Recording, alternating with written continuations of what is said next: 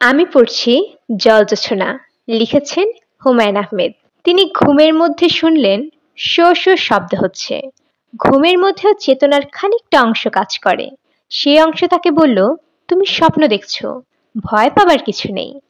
আরেকটি অংশ বলল, না, স্বপ্ন না, ঝড় হচ্ছে, তুমি জেগে ওঠো, জানালা বন্ধ করো, সাইড টেবিলের ড্রয়ারে টর্চ লাইট আছে কিনা দেখো। তিনি জাগলেন না, ঘুমের মধ্যেই পাশ ফিরলেন। শো শো শব্দ হতেই লাগলো। সময় এই শব্দের সঙ্গে খিলখিল হাসির শব্দ যুক্ত হলো। ঝড় এবং হাসি একসঙ্গে যায় না, কিছু একটা হচ্ছে যা তিনি বা তার মস্তিষ্কের ঘুমন্ত অংশ ধরতে পারছে না। তার অস্বস্তি বাড়ল, তিনি জেগে উঠলেন। ঝড়টর কিছু না, বাথরুমে তার স্ত্রী রেবেকা হেয়ার ড্রায়ার দিয়ে চুল শুকোচ্ছেন।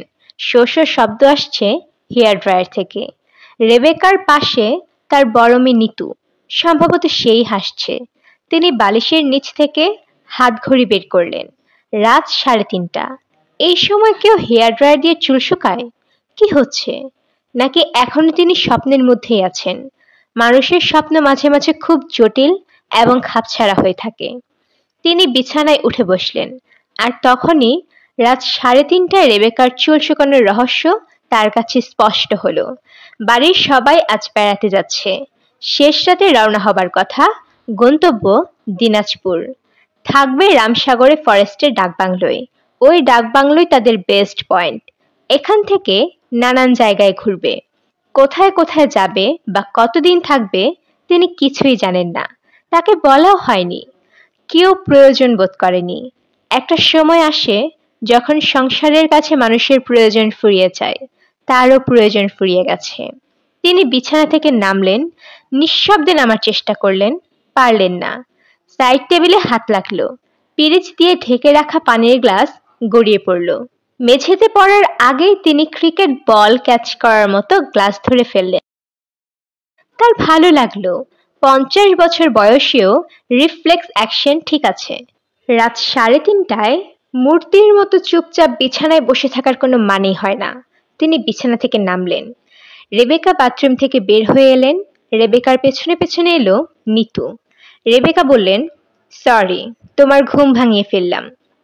তোমরা ভাঙাওনি, এই সময় এমনিতেও আমার ঘুম ভাঙে। মঞ্জুর স্ত্রীর দিকে বিস্ময় নিয়ে তাকালেন। রেবেকা সুন্দর করে সেজেছে, সবুজ রঙের শাড়ি, গলায় সবুজ পাথরের হার। সবুজ পাথরের হারগুলোকে কি বলে? পান্না না ফিরোজা? এটা কি রং? রেবেকার বয়স 40-এর কাছাকাছি। তাকে দেখে কে বলবে? 25-26 বছরের ঝকঝকে তরুণীর মতো লাগছে তাকে। মঞ্জুর হাসি মুখে বললেন, তোমরা কি রাত থাকতেই সাজসজ্জা করছো? রেবেকা জবাব দিল না। জবাব দিল নিতু। সে আনন্দিত গলায় বলল, আমরা 2টা থেকে রেডি হচ্ছি।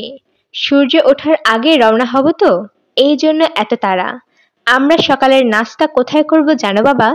আমরা সকালের নাস্তা খাবো জাতীয় স্মৃতিসৌধে। সুন্দর আইডিয়া না? সুন্দর আইডিয়া। জায়গাটাকে খুব প্যানোরামিক। নিতু বিস্মিত গলায় বলল, তুমি জাতীয় স্মৃতিসৌধ দেখনি? কাছে গিয়ে দেখিনি, আরিচা রোড ধরে যাবার সময় দূর থেকে দেখেছি। রেবেকা বলল, তোর বাবা তার অফিস এবং সিঙ্গাপুর ব্যাংককের অফিস ছাড়া আর কিছুই দেখেনি। ব্যবসা দেখতে দেখতেই তার সময় চলে যায়, আর কি দেখবে? মঞ্জুর সিগারেটের প্যাকেট হাতে নিতে নিতে বলল, সবাই সবকিছু এনজয়ও করে না। গাছপালা, জঙ্গল, এইসব আমাকে ঠিক অ্যাট্রাক্ট করে না। রেবেকা, আমি ঠান্ডা 1 গ্লাস পানি খাবো। কাউকে বলো বরফ দিয়ে আমাকে 1 গ্লাস পানি দিতে। রেবেকা নিজেই পানি আনতে গেলেন। নিতু বলল, স্মৃতিসৌধের বাগানে বসে ব্রেকফাস্টের আইডিয়াটা তোমার কাছে কেমন লেগেছে বাবা? খুব সুন্দর আইডিয়া। কার আইডিয়া? তোর মার? না, জহির চাচার। সেও কি যাচ্ছে নাকি? হ্যাঁ।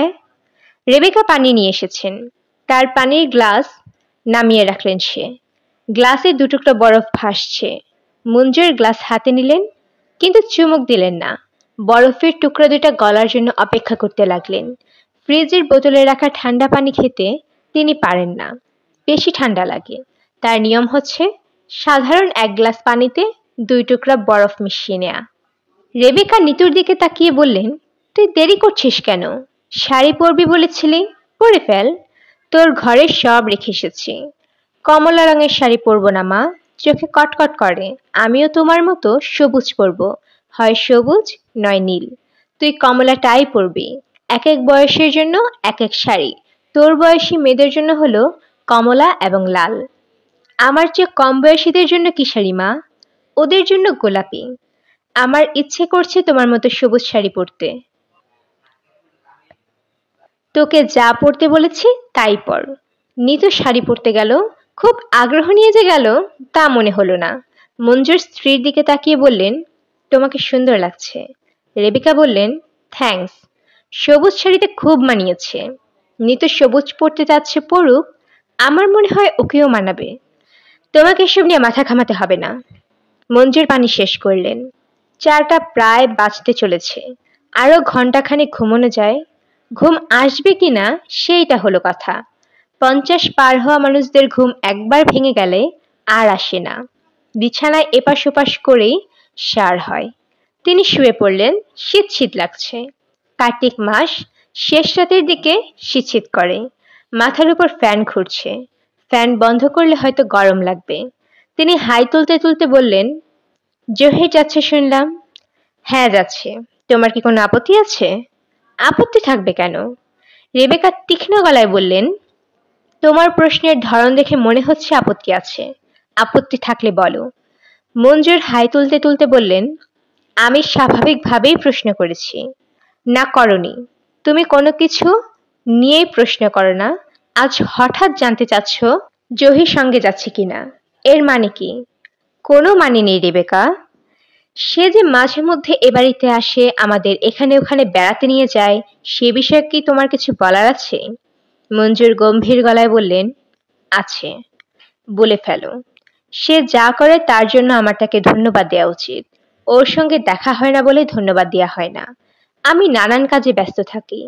তোমাদের কোথাও নিয়ে যাওয়া হয় না। জহির এই দায়িত্ব পালন করে। So nice of him. সেটা আমাকে না বলে তাকেও তো বলতে পারো। বলবো, দেখা হলেই বলবো। দেখাই হয় না। রেবেকা, ফ্যানটা অফ করে দিয়ে যাও, ঠান্ডা লাগছে। রেবেকা ফ্যান অফ করলেন। মঞ্জুর পাশ ফিরে শুলেন। বাথরুমে বাতি জ্বলছে। বাতি না নেভানো পর্যন্ত ঘুম আসবে না। বাতি নেভানোর কথা রেবেকাকে বলতে পারছেন না। কোথাও বেড়াতে যাবার আগে মেয়েরা দীর্ঘ সময় বাথরুমে থাকতে পছন্দ করে। তার ধারণা, প্রয়োজন ছাড়াই তারা বাথরুমের দরজা বন্ধ করে চুপচাপ আয়নার দিকে দাঁড়িয়ে থাকে। রেবেকা তা করলেন না। বাথরুমের বাতি নেভালেন। ঘর অন্ধকার হয়ে গেল। মঞ্জুর জড়ানো গলায় বললেন, গুড নাইট। বলেই মনে হলো কিছুক্ষণের মধ্যেই সকাল হচ্ছে। এখন বোধহয় গুড নাইট বলা ঠিক হলো না। বন ভয়াস বলা যেত। রেবেকা বললেন, যাচ্ছি। কেমন? টেলিফোন নাম্বার লিখে রেখে গেলাম। ফ্রিজের গায়ে ম্যাগনেট দিয়ে আটকানো। প্রয়োজনে যোগাযোগ করতে পারবে। অবশ্য জানি প্রয়োজন পড়বে না, তবু নাম্বার রইল। মঞ্জুর জবাব দিলেন না। রেবেকা ইদানিং কাটা কাটা ভঙ্গি গলায় কথা বলার অভ্যস্ত হয়ে গেছে। সহজভাবে কিছুই বলতে পারেন না। চুপচাপ থাকাই ভালো। শুয়ে থাকাও অর্থহীন। ঘুম আর আসবে বলে মনে হচ্ছে না। 2টা 5 মিলিগ্রামের ফ্রিজিয়াম খেয়ে ঘুমোতে গিয়েছিলেন। এই প্রভাবে ভোর 4টা পর্যন্ত থাকার কথা না। রেবেকা ঘর থেকে বের হওয়ার পর তিনি বিছানা ছাড়লেন। চোখে মুখে পানি দিলেন। আয়নায় নিজেকে কুৎসিত লাগছে। মুখ ভর্তি খোঁচা খোঁচা সাদা দাড়ি। তার মাথার চুল এখনো কালো, কিন্তু দাড়ি গোঁফ পেকে সাদা হয়ে গেছে। এরকম হওয়াটা কি যুক্তিযুক্ত? তার 18 বছর বয়সে দাড়ি গোঁফ গজালো, কাজেই মাথার চুলের চেয়ে এদের বয়স 18 বছর কম। চুল পাকারও 18 বছর পর দাড়ি গোঁফ পাকার কথা। তিনি খানিকক্ষণ গালে হাত বোলালেন। চট করে শেভ করে ফেললেই হয়। ইচ্ছা করছে না। তিনি বাথরুমের বড় টাওয়ালটা গায়ে জড়িয়ে বের হয়ে এলেন। নিতুকে দেখতে ইচ্ছে করছে। কমলা রঙের শাড়িতে তার 18 বছরের মেয়েটাকে কেমন দেখাচ্ছে। বেচারির শখ ছিল সবুজ শাড়ির। মার মতো হতে চাচ্ছিল। মেয়েটা তার মায়ের মতো রূপবতী হয়নি। গায়ের রং হয়েছে কালো। নিতুর মনে এ নিয়ে গোপন কষ্ট আছে। তিনি তা জানেন। গোপন কষ্ট থাকাটা অস্বাভাবিক নয়। এই দেশে কালো মেয়েদের কেউ রূপবতী বলে না। নিতু বাবাকে দেখে চেঁচিয়ে বলল, বাবা তুমি? মঞ্জু সাহেব অবাক হয়ে বললেন, ভূত দেখার মতো চমকে উঠলি যে? টাওয়েল গায়ে আমার বারান্দায় আসাটা কি এতই অস্বাভাবিক ব্যাপার? মোটেই অস্বাভাবিক না, কিন্তু আমার চমকে ওঠার কারণ আছে। কারণটা হচ্ছে, এই কিছুক্ষণ আগে হঠাৎ করে আমার মনে হলো বাবা বের হয়ে এসে আমাকে বলবে, নিতু আমি যাচ্ছি তোদের সাথে। এটা হলো তোর উইশফুল থিঙ্কিং। তাও জানি। তোকে তো কমলা রঙের শাড়িতে সুন্দর লাগছে। সত্যি সুন্দর লাগছে বাবা। হ্যাঁ সুন্দর। যেই দেখবে সেই বলবে সুন্দর। জহির চাচা অবশ্য কিছুক্ষণ আগে বলেছেন আমাকে, আমাকে নাকি অবিকল জলপরীর মতো লাগছে। ও কি জলপরি দেখেছে আগে? নিতু খিলখিল করে হেসে ফেলল। তিনি বিস্মিত হয়ে মেয়ের হাসি শুনলেন। এমন আনন্দময় শব্দে তিনি কাউকে হাসতে শোনেননি। যেন রিনঝিন শব্দে একসঙ্গে অনেকগুলো রূপার নুপুর বেজে উঠেছে। বাবা, ইয়াস মাই লিটল ডিয়ার, আমার একটা অনুরোধ রাখবে? না। আগেই না বলে ফেললে কেন? তুমি তো জানো না আমার অনুরোধটা কি। আগে শুনবে, তারপর যা বলার বলবে।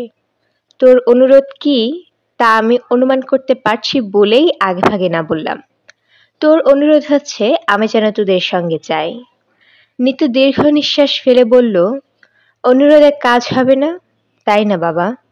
না, কাজ হবে না। আমার অসংখ্য সমস্যা, এর মাঝখান থেকে বিনা নোটিসে আমি সময় বের করতে পারবো না। মনে করো তুমি হঠাৎ অসুস্থ হয়ে পড়েছ। আমি তো অসুস্থ হইনি। মনে করো। মনে করাও সম্ভব না। তাছাড়া তোরা একভাবে প্ল্যান করেছিস, আমি হঠাৎ সঙ্গে গেলে প্ল্যান গন্ডগোল হবে। তোমার সব যুক্তি মিথ্যা, আসলে তুমি যাবে না। তাও ঠিক। নিতু দীর্ঘ নিঃশ্বাস ফেলল। মঞ্জুর সাহেব কোমল গলায় বললেন, তোরা রওনা হচ্ছিস না কেন? রওনা হব। জহির চাচা রওনা হওয়ার আগে 1 কাপ কফি খেতে চাচ্ছেন। কফি তৈরি হচ্ছে। জহির এসেছেন নাকি? হ্যাঁ এসেছেন। আমাকেও কফি দিতে বল। জহিরের সঙ্গে বসে কফি খাই। জহিরকে দেখাচ্ছে ক্রিকেট খেলোয়াড়দের মতো। মাথায় সাদা টুপি, পরনে সাদা শার্ট প্যান্ট, পায়ে সাদা কেশ জুতা। বয়সও কম লাগছে। বয়স কম লাগার রহস্যটা ধরা যাচ্ছে না। রংচটা শার্ট গায়ে থাকলে বয়স কম লাগার একটা যুক্তি দাঁড় করানো যেত। পায়ে কেশ জুতা এবং মাথায় টুপি একটা কারণ হতে পারে। জহির মঞ্জুরের দিকে তাকিয়ে বললেন, hello great man, good morning. Manjur হাসলেন। জহির বললেন, তোকে মিশরীর মমির মতো লাগছে কেন রে? মিশরীর মমির মতো লাগছে নাকি? অবিকল মিশরের মমি। গায়ে তোয়ালে থাকায় মমির ইলিউশনটা আরো জোরালো হয়েছে। মমিদের গায়ে তোয়ালে থাকে? কাঁধে চাদরের মতো একটা কি যেন থাকে। মঞ্জুর হাই তুললেন। জহির বললেন, তুই কি এই সময় উঠিস না? আজ ঘুম ভেঙেছে? আজ ভেঙেছে। জহির হাসতে হাসতে বললেন, এরা তোর ঘুম ভাঙিয়েছে। এদের সাহস তো কম না কোটিপতির ঘুম ভাঙানো। তোরা রেডি? Yes sir. গাড়িতে মালপত্র তোলা হয়েছে। আমি কফির জন্য অপেক্ষা করছি। কফিতে গুনে গুনে 13টা চুমুক দিয়ে গাড়িতে উঠবো। 13 চুমুক কেন? 20-এ বিষক্ষয়। যাত্রার আগে 13 বার কোনো কাজ করলে যাত্রার দোষ নাস্তি হয়ে যায়। এই তথ্য কোথায় পেয়েছিস? এটা হলো জিপসি কালচার। জিপসিরা ঘুরে ঘুরে বেড়ায়। কোথাও যাবার আগে এরা 13 বার মদের গ্লাসে চুমুক দেয়। তুই আছিস কেমন বল? তোর সঙ্গে তো দেখাই হয় না। বাজারে গুজব চলছে তুই নাকি জাহাজ কিনেছিস। Sea going vessel? ভাবছি, এখনো প্ল্যানিং পর্যায়ে। যদি সত্যি সত্যি জাহাজ কিনেই ফেলিস, তাহলে জাহাজের নামটা আমাকে রাখতে দিস। স্কুল জীবনের দরিদ্র বন্ধুর এই একটা অনুরোধ। তুই কিনবি জাহাজ, আমি রাখবো নাম। কি নাম? জলজোছনা। খুব কাব্যিক নাম না? হুম। আমার সেকেন্ড রিকোয়েস্ট হচ্ছে, কোনো এক রজনীতে, জ্যোৎস্না রাতে তুই তোর ওই জাহাজে করে আমাকে সমুদ্র দেখিয়ে আনবি। পারবি? পারবো। তোর জাহাজের ক্যাপ্টেনকে বলে রাখবি, ফুল মুন আকাশের মাঝামাঝি যখন আসবে, তখন যেন জাহাজের ইঞ্জিন বন্ধ করে দেয় এবং জাহাজের সব বাতি নিভিয়ে দেয়। আচ্ছা, বলে দেব। আমি কিন্তু ঠাট্টা করছি না, আমি সিরিয়াস। আমিও সিরিয়াস। কফি নিয়ে রেবেকা ঢুকলেন। জহির চোখ উজ্জ্বল করে বললেন, রেবেকা, গুড নিউজ, তোমার কোটিপতির স্বামী তার জাহাজের নাম জলজোছনা রাখতে রাজি হয়েছে বলে মনে হয়। রেবেকা বললেন, তাড়াতাড়ি কফি শেষ করো, সূর্য ওঠার আগে আমাদের রওনা হবার কথা। জহির বললেন, সূর্য ওঠার আগে আমাদের রওনা হবার কথা, কিন্তু রওনা হওয়া যাবে না। আমাদের রওনা হতে হবে সূর্য উদয়ের পর। অন্ধকারে গৃহত্যাগ করতে নেই। জিপসিরা কখনো অন্ধকারে ঘর ছাড়ে না।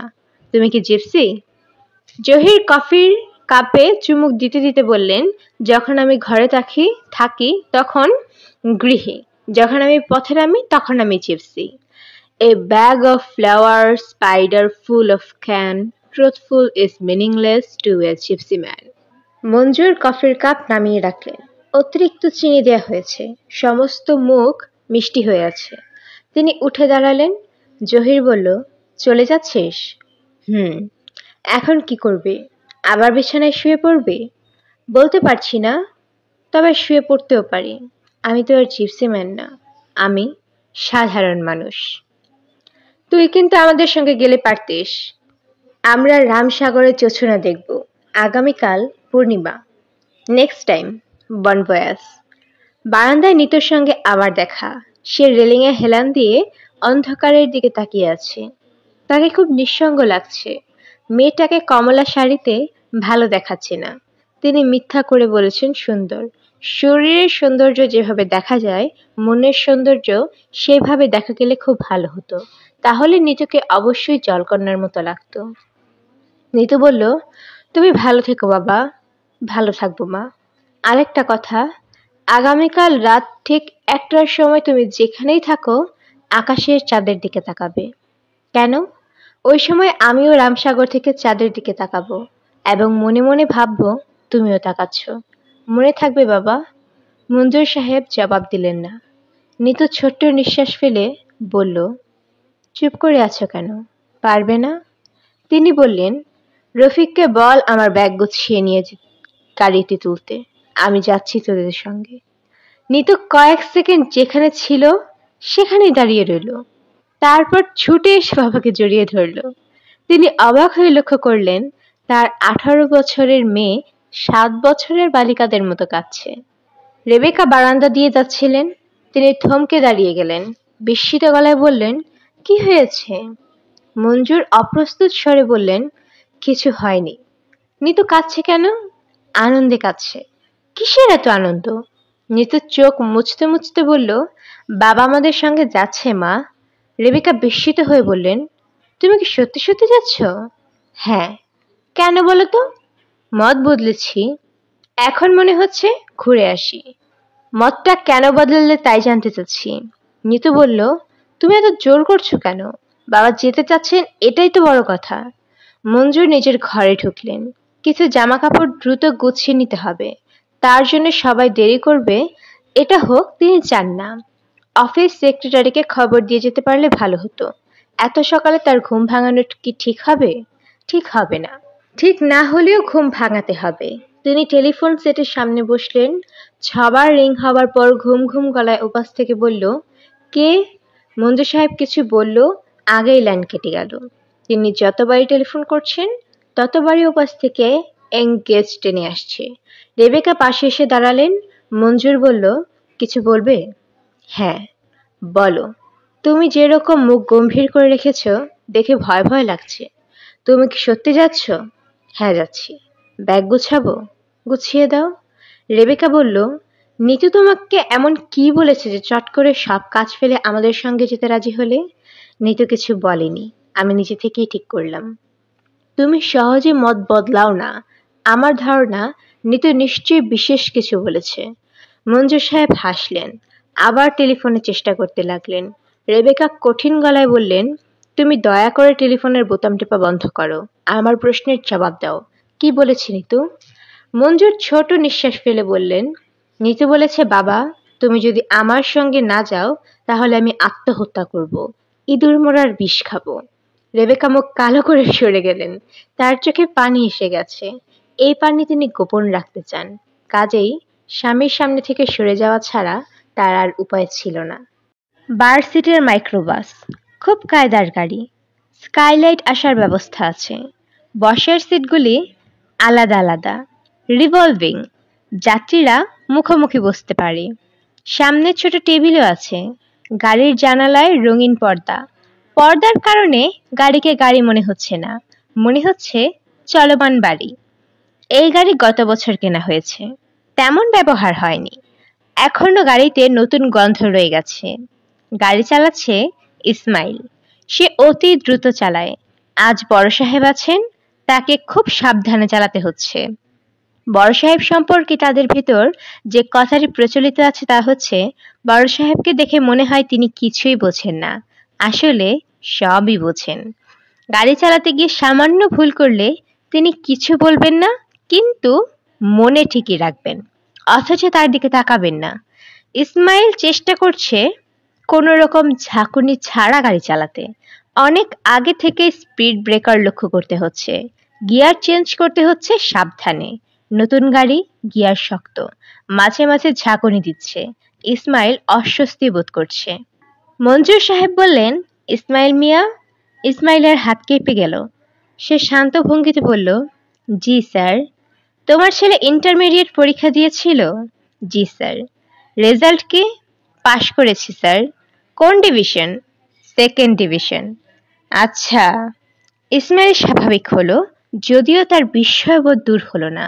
6 মাস আগে একবার সে স্যারকে কথায় কথায় বলেছিল ছেলের কথা।